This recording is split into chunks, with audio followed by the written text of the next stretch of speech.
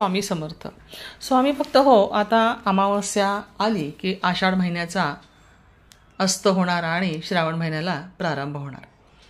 श्रावण महिन्याच्या पहिल्याच दिवशी म्हणजे शुक्रवार येतो आहे.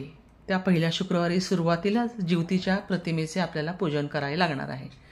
मग आता ही जिवती कोण आहे, तिच्या प्रतिमेचे पूजन का करायचे, हे तिच्या प्रतिमेच्या पूजनाचे किंवा जिवतीच्या पूजनाचे काय हेतू आहे किंवा त्याचा काय अर्थ आहे, तर हे आता आपण बघूयात. आषाढ महिन्याच्या अमावस्येला हे दीपपूजन केलं जातं आणि याच दिवशी जरा जिवंतिका पूजन सुद्धा केलं जातं.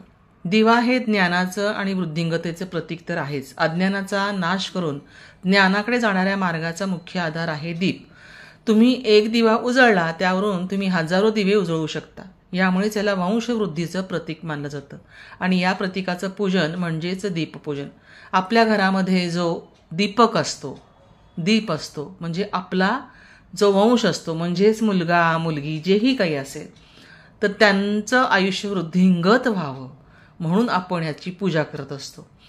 आता दुसरी पूज्य देवता म्हणजे कोणती, तर जिवती. आता जिवतीच्या प्रतिमेच्या रूपात पूजा केली जाते. संपूर्ण श्रावण महिना या प्रतिमेचं पूजन मातृशक्तीकडून करून केलं जातं आणि आपल्या अपत्यांच्या मंगलतेची प्रार्थना केली जाते. म्हणजे जिवतीची सुद्धा खास पूजा जी असते ती सुद्धा आपल्या अपत्यांच्या आयुष्याच्या वृद्धिंगतासाठी ही केली जाते. तर आता खास म्हणजे काय आहे, तर या प्रतिमेचा विशेष अर्थपूर्ण असा आहे की या एकाच प्रतिमेत 4 वेगवेगळ्या देवता आहेत. पहिल्यांदा वरवर पाहता आपल्याला परस्परांशी संबंध नसलेल्या प्रतिमा आहेत असं वाटतं, परंतु संपूर्ण महाराष्ट्रात याच प्रतिमेचं पूजन केलं जातं. काहीही याच्यामध्ये बदल दिसत नाही. मग आता यामागचं रहस्य काय आहे, का बरं ह्या 4 प्रतिमा अशा का वेगवेगळ्या आहेत, तर जिवती प्रतिमेत प्रथम नरसिंह, नंतर कालिया मर्दन करणारा कृष्ण आणि मध्यभागी मुलांना खेळवणाऱ्या जरा जिवंतिका आणि सगळ्यात खाली बुध, बृहस्पती, गुरु यांचा समावेश असतो. ह्याच क्रमात त्यांना पूजले जाते. त्याचं कारण काय आहे, तर प्रथम भगवान नरसिंहच का, तर भगवान विष्णूंचा 4था अवतार असलेले नरसिंह आपल्या बाळभक्तांसाठी प्रकट झाले. ही कथा आपल्या सगळ्यांना माहीतच आहे. बाळ प्रल्हादाचे हिरण्यकश्यपूपासून म्हणजेच दैत्यांपासून रक्षण करणे ह्याच मूळ उद्देशाने भगवंताने हा अवतार धारण केला होता. म्हणजे विष्णूने हा अवतार घेतलेला होता नरसिंहाचा.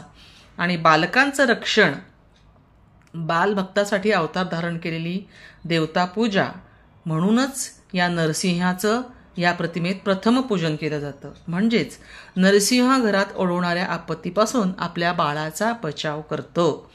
जसे उंचावरून पडणं, अन्नातून विषबाधा किंवा आगीपासून होणारी हानी, पाण्यापासून होणारी हानी, या सगळ्यापासून हा नरसिंह देव आपल्या बाळाला वाचवतो म्हणून प्रथम याची पूजा केली जाते.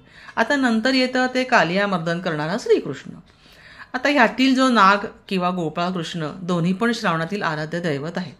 मग नाग प्रतिमा वेगळी आणि कृष्ण प्रतिमा वेगळी न देता कालिया मर्दन करणारा श्रीकृष्णच का, तर कालिया मर्दन प्रसंगाचा विचार जर आपण केला तर लक्षात येईल की या प्रसंगात कृष्ण आणि त्याचे मित्र खेळत असताना त्यांचा चेंडू जेव्हा यमुनेच्या डोहात गेला आणि कृष्णाने तो परत आणला, तेव्हा खेळणाऱ्या बागडणाऱ्या मुलांवर आलेला वाईट प्रसंग कृष्णाने दूर केला.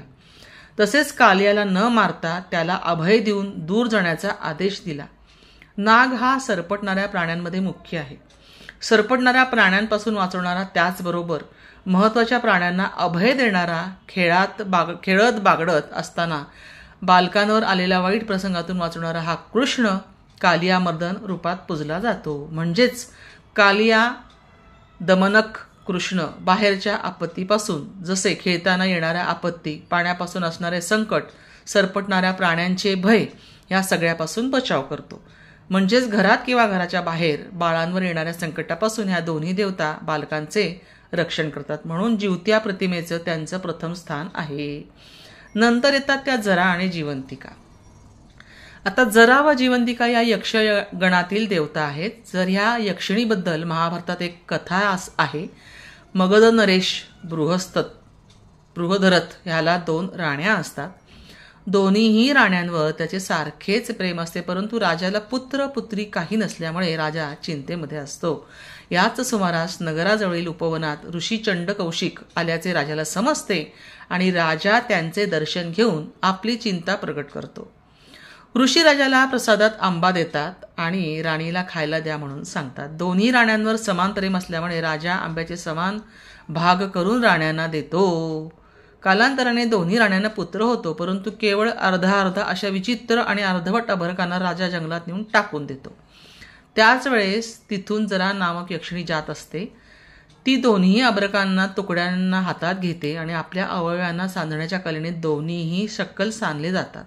जरा ते सांधलेले अभ्रक संध्या समयास बृहद्राजाला आणून देते. जरा यक्षिणीने सांधलेले म्हणून राजा त्यांना नाव काय देतो तर जरासंध. आणि जरा यक्षिणीच्या उपकाराप्रित्यर्थ नगरात देऊळ बांधून तिला मगधाच्या इष्टदेवतेचा मान देतो. त्याचप्रमाणे जार देवतेचा वार्षिक महोत्सव सुरू करतो. अशी ही जरा देवी जारेचीच सखी जिवंतिका. म्हणून जिवंतिका या शब्दाचा अपभ्रंश जिवती. जिवंतिकेचा अर्थ होतो दीर्घायू प्रदान करणारी. आणि बालकाच्या दीर्घायुष्याची कामना करून ह्या देवीची पूजा केली जाते. ही देवी पाळण्यात व आजूबाजूंनी बालकांना खेळवते अशा रूपात दाखवतात.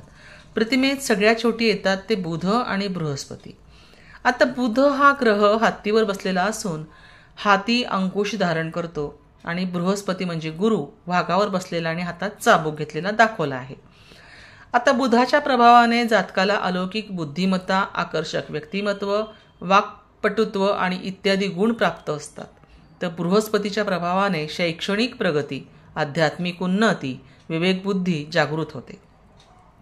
बुधाचं वाहन हत्ती हे उन्मत्ततेचं प्रतीक आहे. मानवी मनाला येणारी उन्मत्तता आपल्या बुद्धिमत्तेने व्यक्तित्वाचा अंकुश घालून आवर घालावा हे बुध प्रतिमेवरून लक्षात येतं. बृहस्पतीचं वाहन आहे वाघ. हे अहंकाराचं प्रतीक आहे.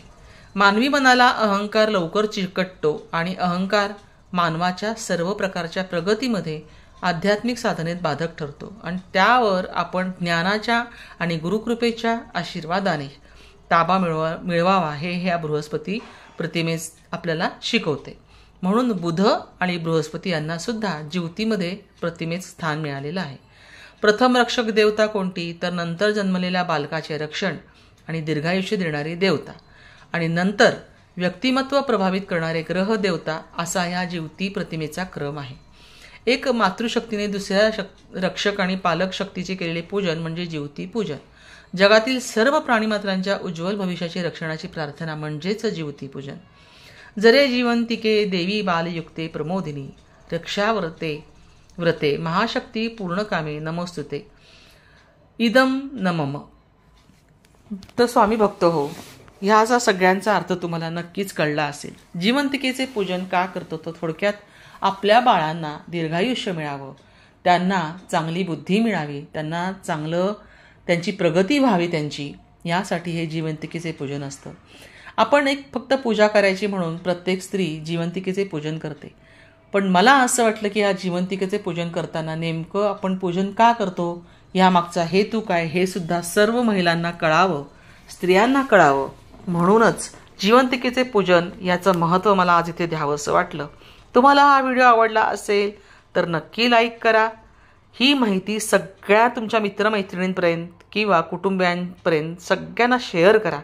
त्याचप्रमाणे तुम्ही नवीन असाल तर श्री स्वामींच्या ब्रह्मांड नायक या चॅनलला सबस्क्राईब करा आणि बेल आयकॉनला क्लिक करा, म्हणजे तुम्हाला पुढचे सगळे महत्त्वपूर्ण व्हिडिओ मिळत जातील. श्री स्वामी समर्थ.